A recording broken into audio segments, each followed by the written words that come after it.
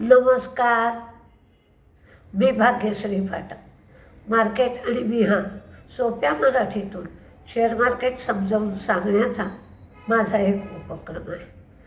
आज आपल्याला शनिवार, रविवार आणि शुक्रवार मार्केट संपल्यानंतर काय झालं एवढ्या गोष्टी बघायच्या असतात। जर आपण बघितलं तर बॉन्ड यील्ड जे 4.50च्या घरापर्यंत पोहोचलं होतं ते आता 4.15 आलं आहे। डॉलर इंडेक्स 106 आहे, तर क्रूड 71ला आहे। म्हणजे सगळ्या ह्या ज्या लेव्हल त्रासदायक झाल्या होत्या त्या त्रासदायक झालेल्या लेव्हल पुन्हा ओरिजिनल लेव्हलला आले। PCR 1.03 एवढा आहे। अमेरिकन मार्केटने रेकॉर्ड क्लोज दिला, त्यांचा जॉब डेटा सुधारतोय, त्यामुळे चांगलाच म्हणायला हवा। फेड पुन्हा रेट कट करेल 2 आठवड्यानंतर अशी एक आशा निर्माण झाली आहे। म्हणजे जॉब डेटा जरी चांगला आला तरी बेकारीचा दर कमी होताना दिसत नाही। पूर्वीपेक्षा जॉब डेटा सुधारला आहे एवढं मात्र नक्की की 2.14 लाख लोकांना जॉब मिळतील अशी अपेक्षा होती, ती 2.27 लाख लोकांना रोजगार मिळाले।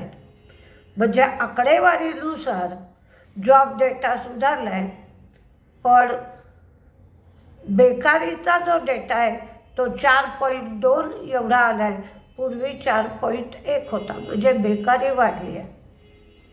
पुष्कळ वेळेला असं होतं की आकडे एक सांगत असतात आणि वस्तुस्थिती वेगळी दिसत असते। जास्त लोकांना नोकऱ्या मिळाल्या तरी बेकारीचा आकडा चढाय, पण जॉब मार्केट स्लो झालं आहे, त्यामुळे फेड रेट कमी करत आहे। सरासरी मजुरी त्यांची वेज रेट आपण म्हणूया ती काही प्रमाणात वाढली आहे, तर जॉब मार्केटही सुधारलं आहे, मजुरीही वाढली आहे, त्यामुळे लोक खर्च करतील आणि लोक खर्च करतील म्हणून मालाला मागणी येईल आणि मालाला मागणी आली की अमेरिका जी मंदीच्या अवस्थेतून बाहेर पडली पाहिजे त्याला एक प्रकारची मदत होईल।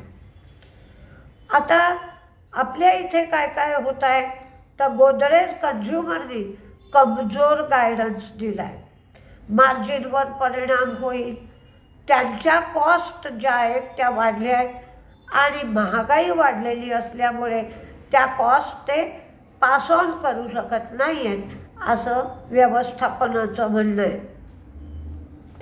पेटीएमचा सिंगापूर आर्म जपानच्या पेपे कॉर्पमधला ॲक्विजिशन करणार आहे, त्याला SARS म्हणतात, स्टॉक ॲक्विजिशन राईट्स। हे ते विकतील आणि त्यातून त्यांना 2,364 कोटी रुपये मिळतील। यामुळे पेटीएमला फायदा होईल आणि शुक्रवारीही पेटीएमचा शेअर वाढतच होता। शुक्रवारी मी तुम्हाला सांगितलं होतं की लार्सन टुब्रोच्या बाजूनी रिझल्ट लागलाय, 702 कोटी कस्टम ड्युटीच्या संबंधात हा निर्णय पास झालाय। आणि एक महत्त्वाची बातमी अमेरिकेतून आली आहे की ट्रम्प पॉवेलना काढून टाकण्याच्या मनस्थितीत नाही आहेत आणि त्याचप्रमाणे ट्रम्पचं असं म्हणणं आहे की त्यांनी रेट कट करावेत का वाढवावेत हा त्यांचा निर्णय असेल, राष्ट्राध्यक्षाला हे अधिकार असूच नयेत, त्यामुळे आणखी सोय झाली। ॲलेम्बिक फार्मा तिच्या 6 स्टेप डाऊन सबसिडियरीज तिने डिझॉल्व केल्या आहेत। उनो बिर्ला 4W लाइटिंग प्लांट खेडमधला तिथे ऑपरेशन सुरू झाली आहेत, म्हणजेच तो प्लांट सुरू झाला। इंडिया सिमेंट ही अल्ट्राटेक घेत आहे, तर त्यांचं जे डील आहे त्या संबंधात कॉम्पिटिशन कमिशनला ते रिस्पॉन्स देत आहेत. पुनावाला फिनकॉर्प याचे CTO धीरज सक्सेना यांनी राजीनामा दिलेला आहे. इज माय ट्रिप पीप्लेजमध्ये 49% स्टेक 30 कोटीला ते घेणार आहेत. ही मेडिकल टुरिझम क्षेत्रातली कंपनी आहे. यासाठी शेअर परचेस ॲग्रीमेंट केलं आहे. वेल्स्पन कॉर्प HSAW पाईप आणि कोटेड पाईप यासाठी त्यांना 2 ऑर्डर्स मिळाल्या. या ऑर्डर्स एकंदरीत 7,000 कोटींच्या आहेत. बायोकॉनला EIR मिळालं आहे आणि त्याचबरोबर VAII मिळालं आहे, म्हणजे व्हॉलेंटरी ॲक्शन इनिशिएटेड, आणि EIR म्हणजे एस्टॅब्लिशमेंट रिपोर्ट. बंगलोरमध्ये त्यांची एक API फॅसिलिटी आहे. त्या फॅसिलिटीसाठी USFDA कडून हा EIR मिळाला आहे आणि त्यांचं इन्स्पेक्शन 23 ते 27 सप्टेंबर या काळात झालं होतं. महिंद्राच्या ब्रँड राईट्सच्या संबंधात ते लढा देत राहतील तोपर्यंत BE6 या नावाने गाड्या येतील. DIIची खरेदी आहे 1,659 कोटींची, तर पुन्हा एकदा FIIsनी विक्री केली आहे 1,830 कोटीची. लॉरेस लॅब ते लॉरेस बायोमध्ये 70 कोटी रुपयाची गुंतवणूक करणार आहेत. स्टार हेल्थ IRDAI कडून मार्गदर्शक तत्वांचं उल्लंघन केल्याबद्दल त्यांना नोटीस बजावण्यात आली आहे. सिॲट मिशेलिनच्या हायवे टायर्स आणि ट्रॅक्स बिझनेसचा जो कॅसो हा ब्रँड आहे, कॅम्सो CAMSO कॅम्सो हा ब्रँड आहे. हा ब्रँड सिॲट घेणार आहे आणि या ब्रँडसाठी त्यांना $225 मिलियन द्यावे लागणार आहे. डेल्टा कॉर्पचं डिमर्जर व्हायचं होतं. त्या प्रपोजलमध्ये त्यांनी काहीसा बदल केला आहे, म्हणजे हॉस्पिटॅलिटी आणि रिअल इस्टेट बिझनेस ते बाजूला काढणार आहे. तुम्हाला तर माहिती आहे की ह्यांना GSTची नोटीस आली होती. तेव्हापासून डेल्टा कॉर्प हा शेअर पडत होता. आता हा बिझनेस बाहेर काढल्यानंतर डेल्टा कॉर्पमध्ये काहीशी तेजी येण्याची शक्यता आहे. पण शेअर होल्डरला हे डिमर्जर झाल्यानंतर एकास एक या रेशोमध्ये DPPLचा शेअर मिळेल. टाटा पॉवरनी सांगितलं की 2021 ते 2025 या काळामध्ये त्यांनी 50,000 कोटींचा कॅपॅक्स केला होता, म्हणजे भांडवली गुंतवणूक. आता त्याच्या 2.5 पट जास्त एवढी गुंतवणूक ते पुढील 5 वर्षात करतील. सुवेन फार्मा NJ बायो इन्क्लुझिव्हमध्ये सुवेन फार्मा 56% स्टेक घेणार आहे आणि हा स्टेक $64.4 मिलियन घेतला जाईल. बजाज हेल्थकेअर त्यांच्या बडोदा युनिटला USFDA कडून आधीच मंजुरी मिळाली आहे. आता ऑस्ट्रेलियाच्या ऑस्ट्रेलियाकडूनही त्यांना या युनिटला मंजुरी मिळाली आहे. बजाज हेल्थकेअर. आता कोणते शेअर तेजीत आणि कोणते शेअर मंदीत राहतील याचा एक आपण आढावा घेऊया, एक अंदाज घेऊया आणि तुम्ही ते वॉचलिस्टवर ठेवा.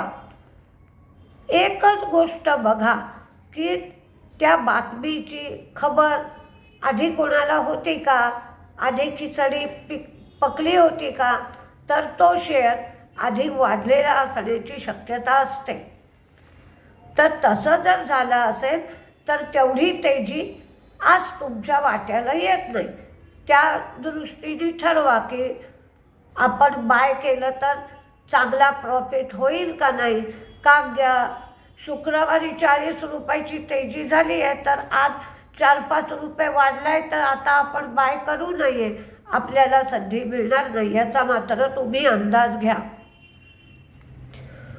वॅगनसाठी सरकार ऑर्डर देत आहे तर त्याच्यासाठी टिटागन वॅगन, ज्युपिटर वॅगन या 2 शेअरकडे लक्ष द्या. Welspun corp, Paytm, Indus tower, Biocon, sun pharma, JSW energy, TVS motor, IRFC, Polyplex, Lloyd metal. Iron ओरच्या ज्या किमती वाढत आहेत त्याचा फायदा लॉईड मेटलला होईल. टॉरेंट फार्मा, डिक्सन, LGचा जो IPO येऊ घातला आहे, अजून वेळ आहे पण हळूहळू या इलेक्ट्रॉनिक्स गुड्स जे आहेत त्या कंपन्यांमध्ये हळू तेजी सुरू होईल. तर Dixon, Voltas, Blue Star, Amber, KEI या शेअरकडे लक्ष द्या. NHPC, CLSAने 120 टार्गेट दिला आहे. DLF, CEAT, Grasim, Metropolis, MSTC, GHCL, Delta, RITES किंवा RITES, RITES, Kalyan jewellers, NBCC, GMDC, Jupiter wagon, Larsen Toubro, NLC आणि गोदावरी पॉवर आणि इस्पात. तर मंदीमध्ये पुनावाला फिनकॉर्प आणि गोदरेज कन्झ्युमर. गोदरेज कन्झ्युमरनी तर गायडन्सच दिला आहे की त्यांचे मार्जिन्स कमी राहतील पुढच्या क्वार्टरमध्ये. आणि पुनावाला फिनकॉर्प तर पहा, वॉच लिस्टवर ठेवा आणि तुम्ही स्वतः इन्फॉर्मेशन काढून काय करायला हवं याचा निर्णय घ्या. कोणावरही अवलंबून राहू नका. ना माझ्यावर अवलंबून राहा किंवा दुसऱ्या कोणी सांगितलंय त्याच्यावर अवलंबून राहा. कारण पैसा स्वतःचा आहे आणि तो श्रमाने कमवलेला आहे. त्यामुळे आपल्याला तोटा होऊ नये याची काळजी तुम्ही स्वतः घ्यायची आहे. बघूया त्याहून मार्केटची लहर काय आहे ती पण आपल्याला बघायला पाहिजे. ती 9:15 वाजता दर्शन आपल्याला होईलच. नमस्ते.